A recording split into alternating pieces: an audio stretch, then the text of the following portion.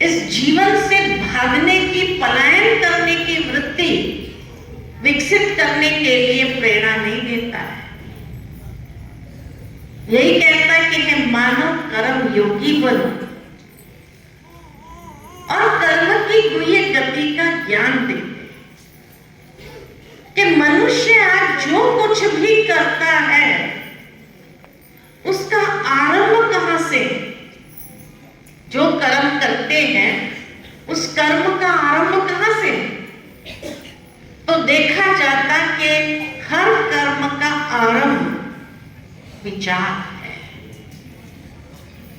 कहीं न कहीं मनुष्य के मन में कोई विचार उत्पन्न होता है और उस विचार से ही वो कर्म में आता है।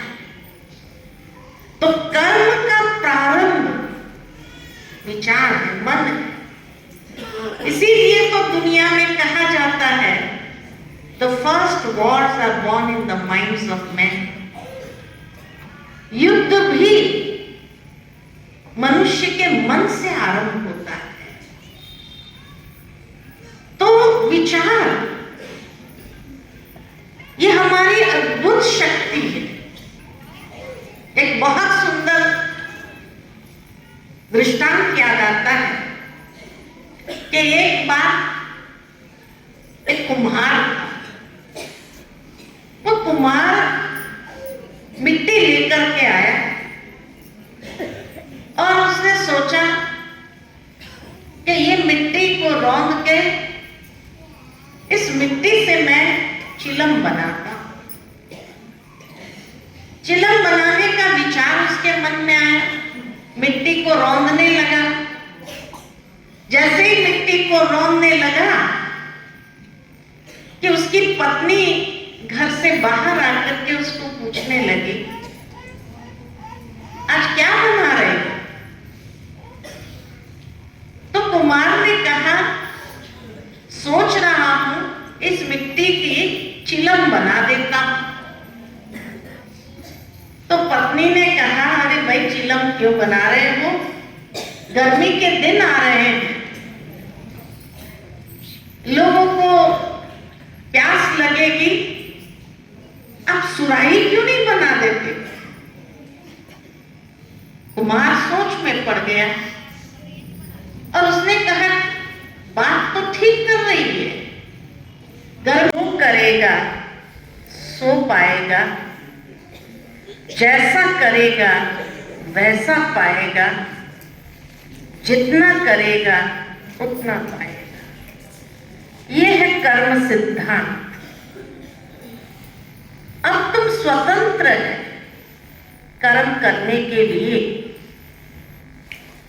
ताकि मनुष्य अपने कर्मों के लिए किसी और को जिम्मेवार नहीं ठहरा सकता कि फलाने के कारण ऐसा हुआ मेरे जीवन में, फलाने के कारण ये हुआ। नहीं, भगवान ने बुद्धि दी, समझ दी और स्वतंत्रता दी। अब तुम अपनी समझ से कर्म करो, स्वतंत्र होकर के कर्म करो और जैसा करोगे वैसा पाओगे। कर्म और कर्मफल ये दोनों एक दूसरे के पूरक हैं, उसको कभी कोई अलग नहीं कर सकता। जिस तरह मनुष्य और मनुष्य की परछाई को कोई हमसे अलग नहीं कर सकता है, ठीक इसी तरह जो मनुष्य कर्म करता है फल भी उसके साथ परछाई की तरह चलती है। वो आज मिले या बाद में, क्योंकि कर्म एक ऐसा बीज है जो बीज जैसा बोया इंसान ने वैसा उसको फल प्राप्त करना ही पड़ता है।